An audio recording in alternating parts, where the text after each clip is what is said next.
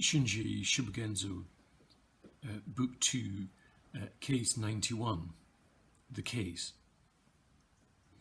One day, Dogo asked Sekito, "What is the fundamental principle of Buddhism?"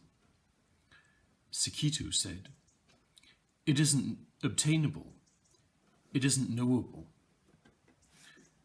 Dogo said, "Is there a more realistic expression?" Sekito said, "The wide sky does not hinder the flying white clouds." The metaphor of sky and clouds is very common in Zen, and originally clouds were used in a slightly different way. So just as when the sun is temporarily obscured by clouds, but we know that the sun is still there, likewise, although our mind is in turmoil, then in the same way we know that we have Buddha nature. So that's the original metaphorical use of clouds that comes from the East Mountain school of early Zen. But the metaphor of clouds and sky has come really to mean something about our practice.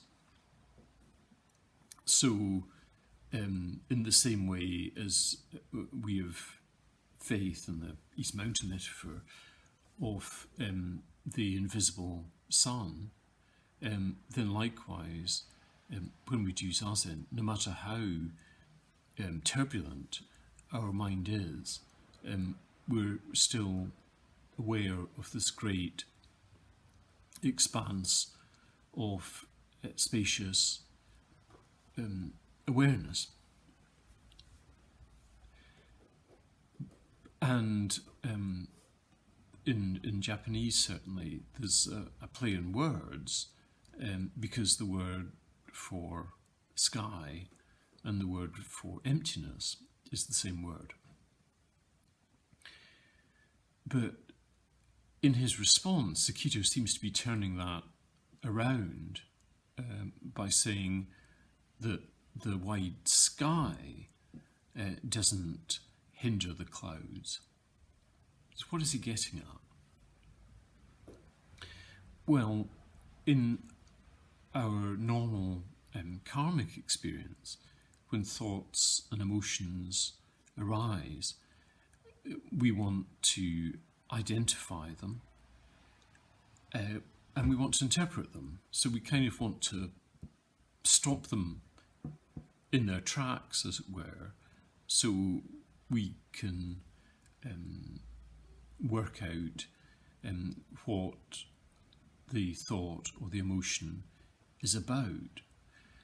And when we do that, we no longer have clouds, thoughts or emotions, freely coming and going and living their own life.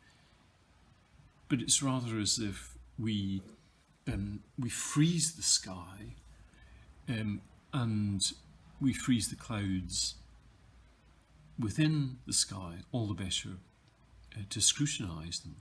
So we do hinder the clouds. But in Zazen we don't, because we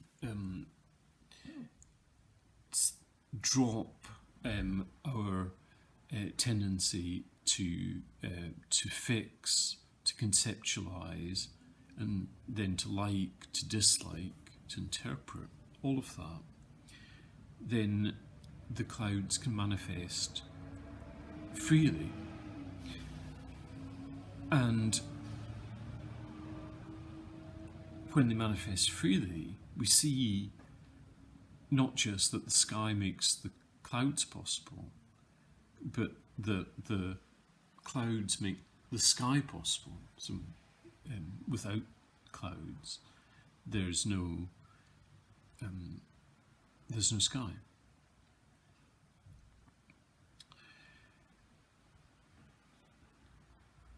So the simple picture that Sekito paints has quite a lot that's packed into it.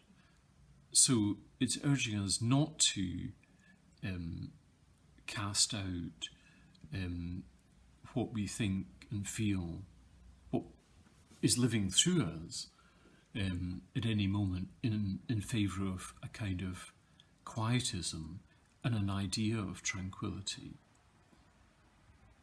It's just to allow this life which is coming through us all the time to live.